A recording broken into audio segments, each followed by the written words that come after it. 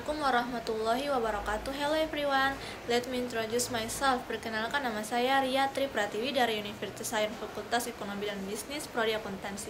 Kelas IPA D dengan nomor pokok mahasiswa ialah 022722111004.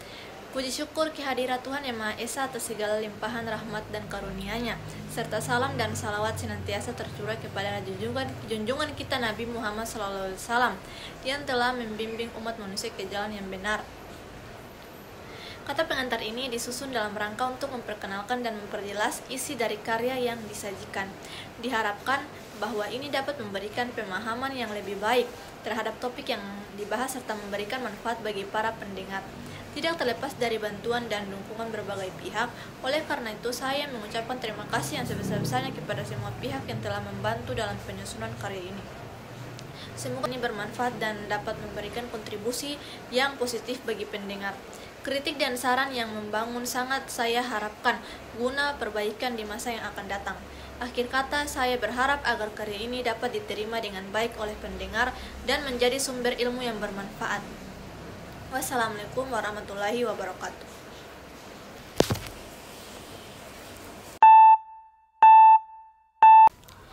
Istilah etnometodologi diperkenalkan pertama kali oleh Harold Garfinkel pada tahun 1967. Studi etnometodologi merupakan bagian dari studi penelitian bersifat kualitatif.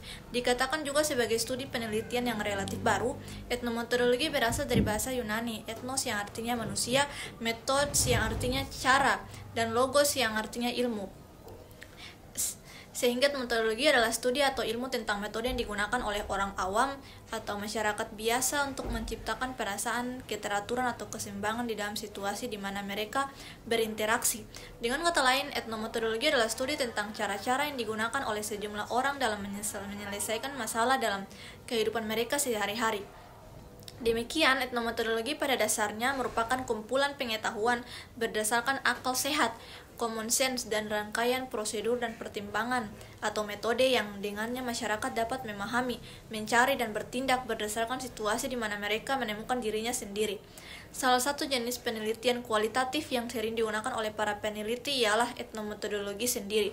Berakar dari keilmuan fenomenologi, etnometodologi sangat penting dalam studi-studi sosiologi. Sayang tidak sedikit orang salah paham dengan istilah etnometodologi itu sendiri.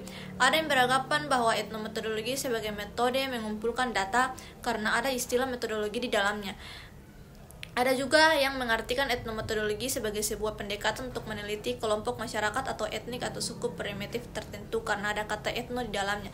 Ini semua adalah salah kaprah yang perlu diluruskan. Karena etnometodologi menunjuk pada materi pokok subjek matter yang diteliti. Etnometodologi berasal dari kata Yunani, yaitu ethnos, metodas, dan logos. Ethnos artinya orang, metodas artinya metode, dan logos berarti ilmu. Secara harfiah, etnometodologi diartikan sebagai studi atau ilmu tentang metode yang digunakan untuk meneliti bagaimana individu-individu menciptakan dan memahami kehidupan mereka sehari-hari. Seperti bagaimana cara mereka menyelesaikan pekerjaan di dalam hidup sehari-hari. Teori etnometodologi ditemukan oleh seorang sosiolog Amerika Serikat yang bernama Harold Garfinkel di akhir tahun 1940. Teori ini baru diakui menjadi teori yang sistematis setelah diterbitkan karyanya yang berjudul Studies in Ethnomethodology pada tahun 1967. Garfinkel memiliki pandangan tentang fakta sosial sebagai fenomena sosiologi fundamental. Fakta sosial berada di luar dan cenderung memaksa individu. Pandangan ini identik dengan aktor yang dipaksa atau ditentukan oleh struktur dan peranata sosial. Sedikit sekali kemungkinan kemampuan untuk mempunyai kebebasan membuat pertimbangan. Sebaliknya, etnometodologi membuat objektivitas fakta sosial sebagai prestasi anggota dengan produk aktivitas metodologi kelompok. Dengan demikian, etnometodologi memusatkan perhatian pada organisasi-organisasi kehidupan sehari-hari. Maka etnometodologi bukanlah sosiologi makro. Etnometodologi memiliki 3 dasar asumsi, diantaranya yang pertama, yaitu kehidupan sosial pada dasarnya tidaklah pasti atau tidaklah menentu. Yang kedua, aktor tidak menyadari. Yang ketiga, aktor memiliki kemampuan yang dibutuhkan untuk membuat dunia tampak sebagai tempat yang teratur. Pengertian etnometodologi menurut beberapa ahli: yang pertama, menurut Heritage tahun 1984, etnometodologi merupakan kumpulan pengetahuan berdasarkan akal sehat dan rangkaian prosedur dan pertimbangan atau metode yang dengannya masyarakat biasa dapat memahami, mencari tahu, dan dapat bertindak berdasarkan situasi di mana mereka menemukan dirinya sendiri. Yang kedua, menurut Garfinkel tahun 1991, teori etnometodologi membicarakan objektivitas fakta sosial sebagai prestasi anggota sebagai produk aktivitas metodologi anggota. Garfinkel melukiskan sasaran perhatian etnometodologi sebagai berikut. Yang pertama ialah realitas objektif. Fakta sosial bagi etnometodologi ialah fenomena fundamental sosiologi karena merupakan setiap produk masyarakat setempat yang diciptakan dan diorganisasi secara alamiah. Terus-menerus prestasi praktis selalu hanya pasti dan dapat menyeluruh tanpa henti dan tanpa peluang menghindar, menyembunyikan diri, melampaui atau menunda.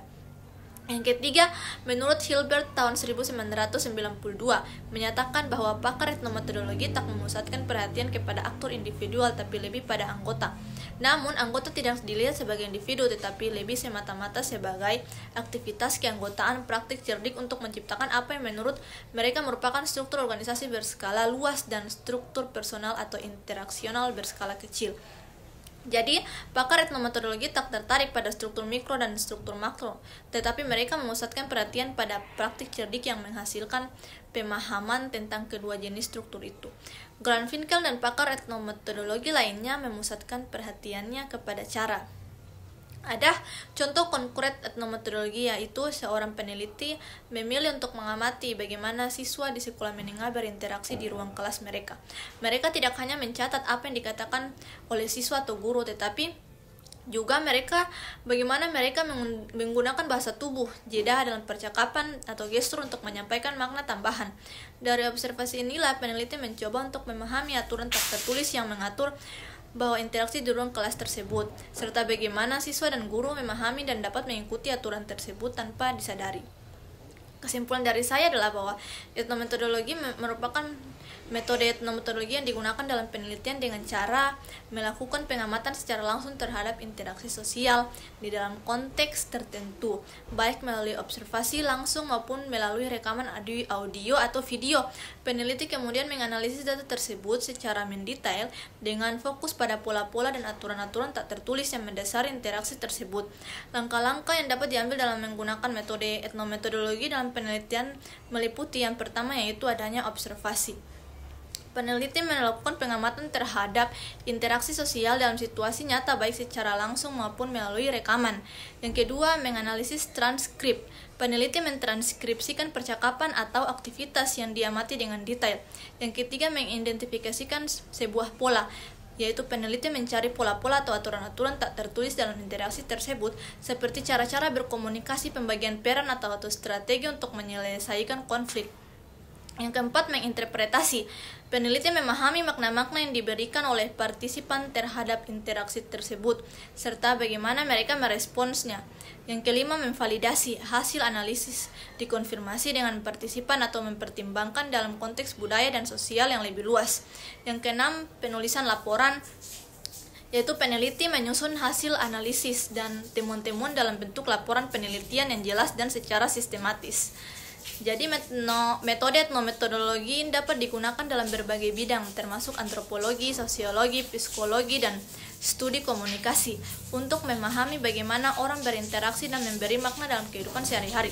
Demikian akhir dari video pembelajaran pada hari ini. Terima kasih sudah menonton.